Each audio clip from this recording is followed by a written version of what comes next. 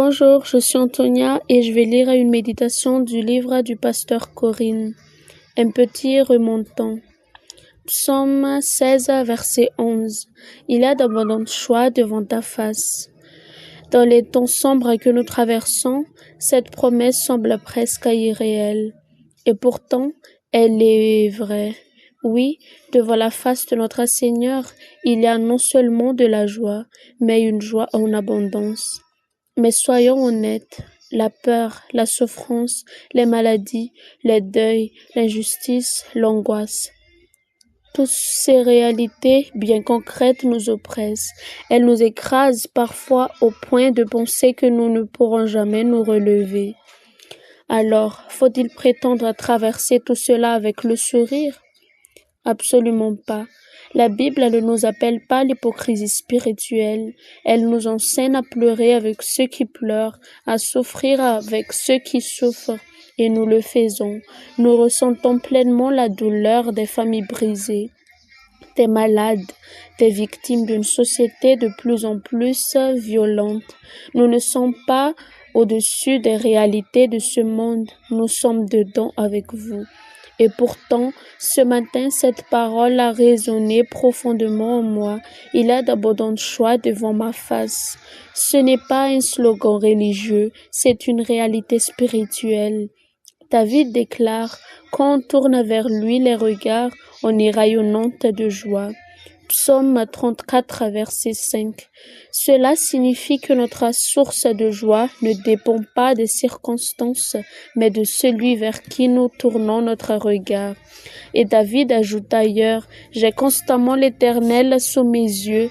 Psaume 16, verset 8. Voilà une question qui mérite d'être posée. Qu'avons-nous sous les yeux?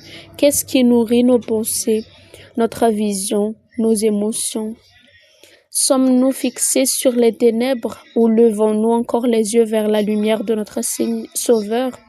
Souvenons-nous de cette scène dans le désert, les Israélites mordus par des serpents, mouraient les uns après les autres, et Dieu ordonna à Moïse d'élever un serpent d'airain.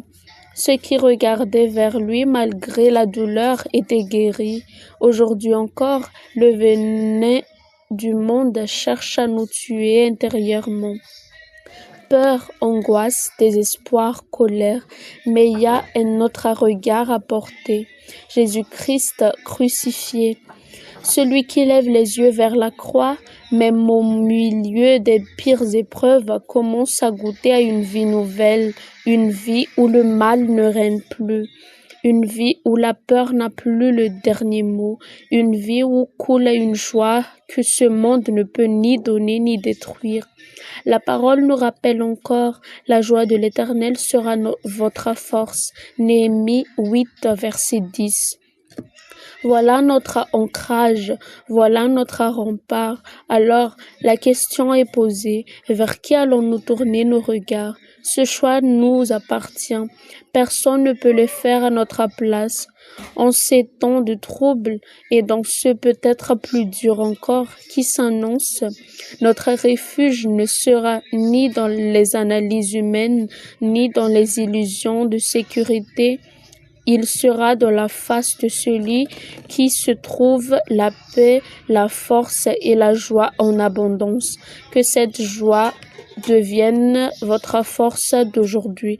Avec tout mon amour, pasteur Corinne.